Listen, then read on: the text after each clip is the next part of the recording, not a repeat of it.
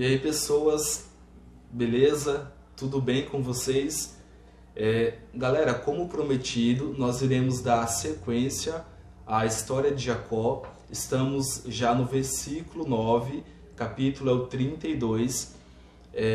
Como a gente já viu, Jacó ele estava indo se reencontrar com seu irmão Esaú, só que Jacó ele acreditava que o seu irmão estava indo até ele com espírito de guerra, ou seja, Jacó tinha um certo medo de que seu irmão o atacasse, até porque mesmo, como a gente viu ao longo dos vídeos, quando Jacó manda mensageiros até Esaú, esses mensageiros eles irão retornar e eles irão dizer a Jacó que o seu irmão estava indo até ele com um exército de 400 homens.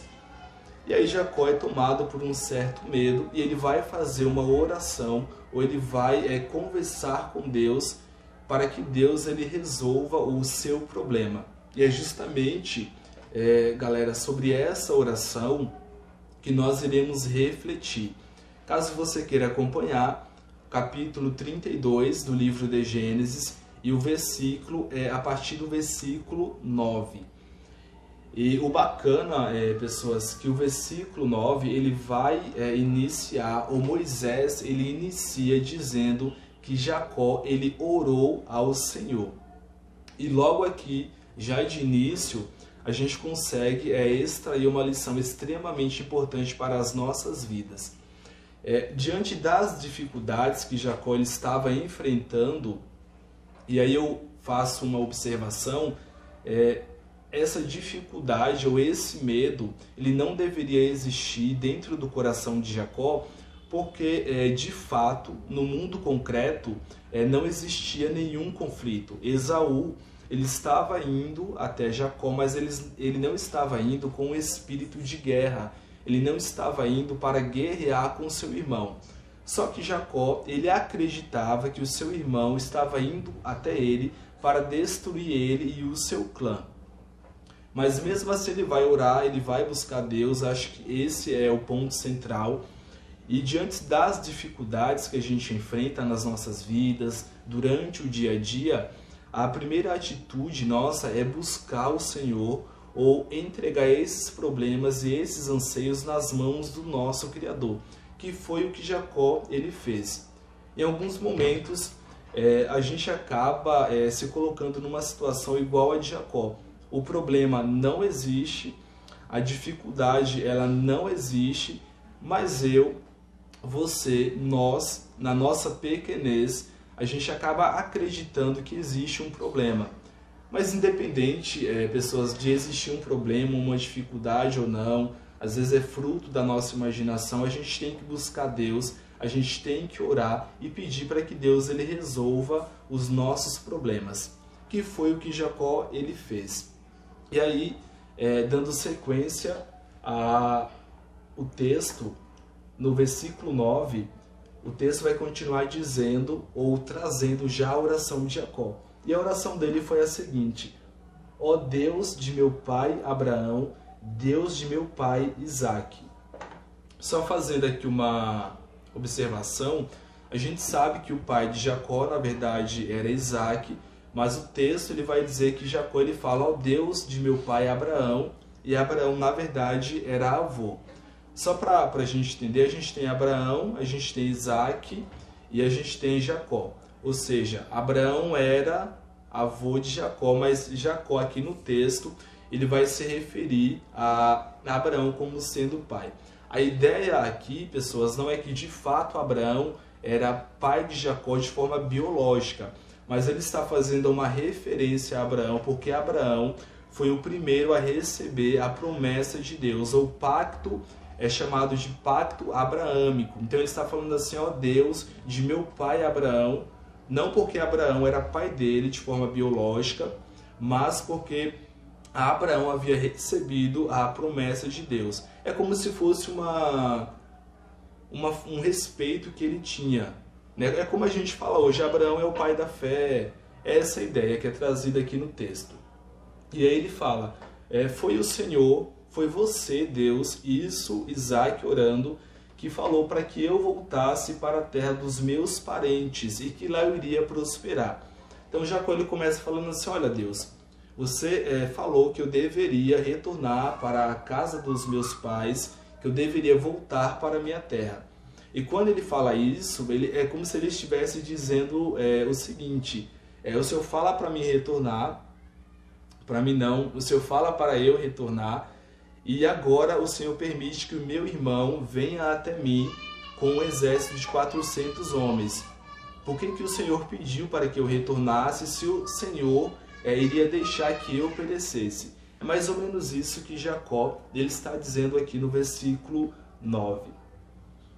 E aí o texto, ele continua isso no versículo 10, dizendo, isso é Jacó dizendo, eu não sou digno de toda a bondade e lealdade com que trataste o teu servo. Galera, o interessante aqui é que Jacó ele vai começar a sua oração e logo de início, de cara, ele vai falar o seguinte: eu não sou digno, Deus, da bondade que o Senhor tem dispensado para mim. Quando a gente vai fazer uma oração ou quando a gente vai elevar uma prece ao nosso Deus, a gente tem que, assim como Jacó, a gente tem que reconhecer a nossa pequenez ou a nossa falta de dignidade.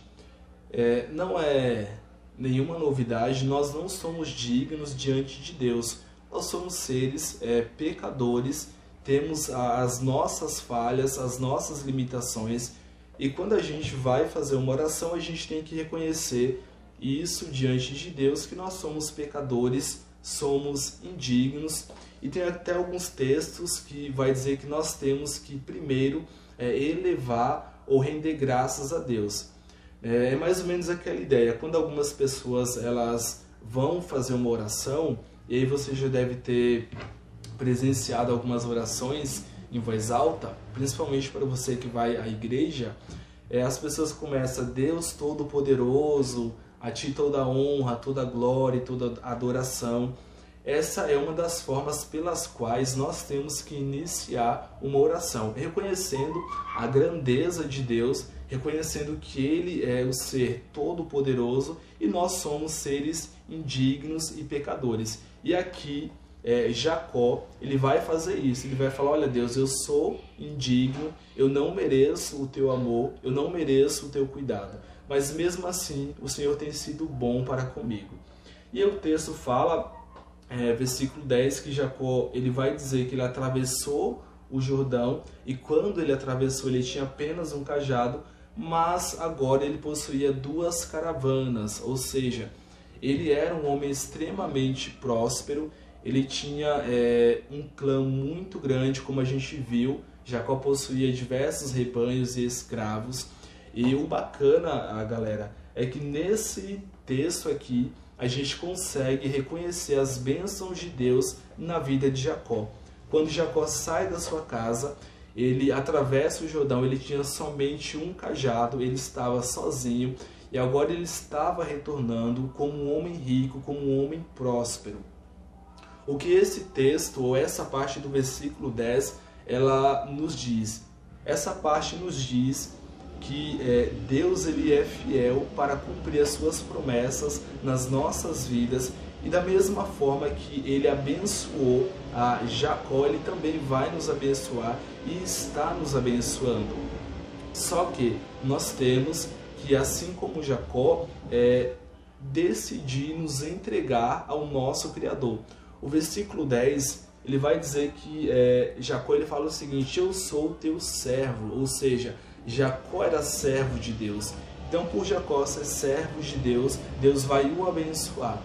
Então, se você for servo de Deus, se você se entregar a Deus e você confiar nas promessas de Deus para a sua vida, Deus vai te abençoar da mesma forma que Ele abençoou Jacó. Quando eu falo, pessoas, da mesma forma que Ele abençoou Jacó, eu não estou dizendo para você que Deus vai te dar um clã, vai te dar rebanhos e vai te dar aí escravos. Não é nesse sentido, mas Deus vai fazer com que você prospere, com que você alcance os seus objetivos. Basta você reconhecer a sua pequenez diante dele e se entregar à vontade dele. Dando continuidade, galera, eu vou só fazer um corte, beleza? E aí a gente continua a partir do versículo 11, tá bom?